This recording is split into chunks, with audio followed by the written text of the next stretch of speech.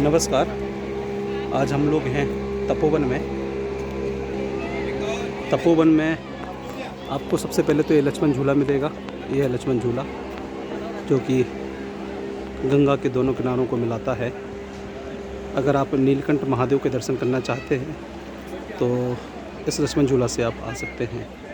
ये लक्ष्मण झूला जो है वो केबल तारों से बना हुआ था। पीडब्ल्यूडी डिपार्टमेंट केबल तारों से बना हुआ था। पीडब्ल्यूडी डिपार्टमेंट जो कि भारत का है, उसने लक्ष्मण झूला की जो आयु है उसके बारे में एक रिपोर्ट दी और बोला कि इसकी जो आयु है वो पूरी हो चुकी है। अब इस पे जो है भारी वाहन जैसे स्कूटी हो गई, गाड़ी होगी, वो बिल्कुल ना चलने दें। केवल आदमी हैं अगर उसमें आर पार जाना चाहते हैं तो जा सके, लेकिन वो भी बहुत अधिक संख्या पे नहीं होने चाहिए।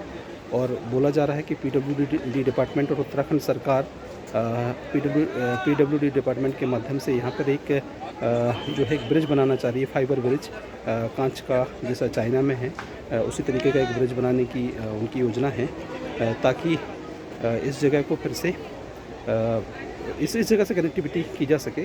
और ये जो रास्ता है जो आपको सामने दिख रहा है, ये नीलकंठ महादेव को जाने वाला रास्ता है। सामने मैं आपको दिख रहा हूँ, इस रास्ते से आप नीलकंठ महादेव जा सकते हैं। नीलकंठ महादेव की ओर जाने वाला रास्ता है। और ये के लक्ष्मण झूला है यहाँ पे बना हुआ है। ये सब चीज़ें आप यहाँ पे देख सकते हैं।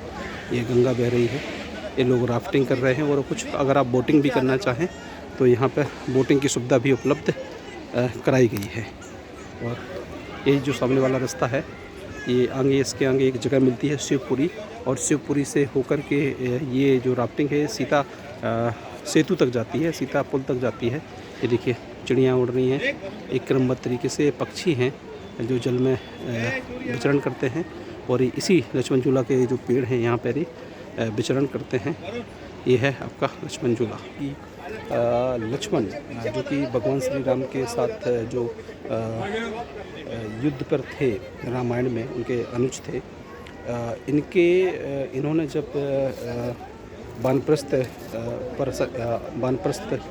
आश्रम में प्रवेश करा, और इन्होंने चूँकि रावण की हत्या की थी, कई लोगों को मारा था, उसके बाद वो काफ़ी विचलित हो गए थे। तो बोला जाता है कि ब्रह्म हत्या, जो कि रावण ब्राह्मण था, उसकी हत्या से मुक्ति पाने के लिए और अपने जीवन में किए गए जो भी दुष्कर्म थे उसके पश्चाताप के लिए उन्होंने तपस्या की थी। इसी जगह पर तपस्या की थी, और यहाँ पर वो एक कुटी बना करके रहे थे। और उनके ही सम्मान में जो ऊपर हमारे पीछे जो झूला दिख रहा है, इसका नाम लक्ष्मण झूला पड़ा।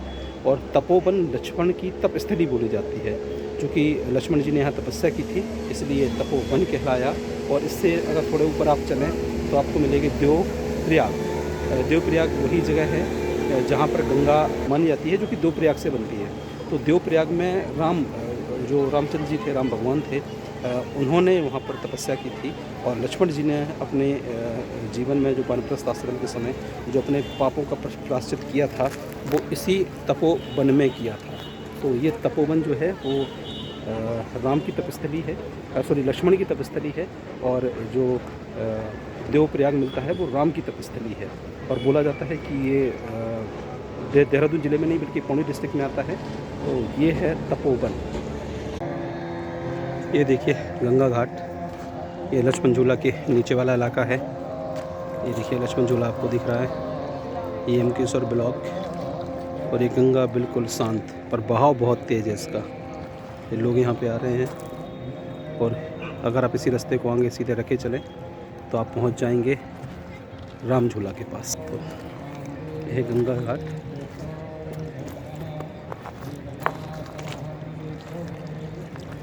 शाम के समय गंगा घाट बहुत ही अद्भुत, बहुत ही सुंदर हो जाते हैं।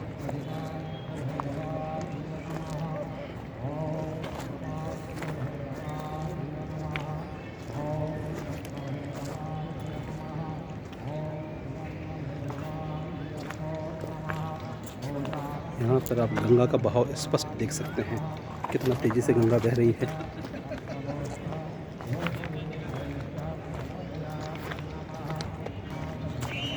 ये देखिए शाम होना शुरू हो गई, शामी हो रही है, सूरज डूब रहा है। और ये देखिए पूरी गंगा। पर्वत, यहाँ से पार्वती क्षेत्र से नीचे उतरती हुई गंगा आपको स्पष्ट दिख जाएंगी। ये साधु है, धुनी रमाए हैं। और ये देखिए आपको सामने मंदिर दिखेगा, ये मंदिर है। और बरसात के समय पे अगर आप देखें तो इस पूरे जगह पे गंगा आ जाते हैं। तो ये है, ये यहाँ पे अघोरी बाबा देखने को मिलते हैं। तो ये है वो जगह गंगा घाट।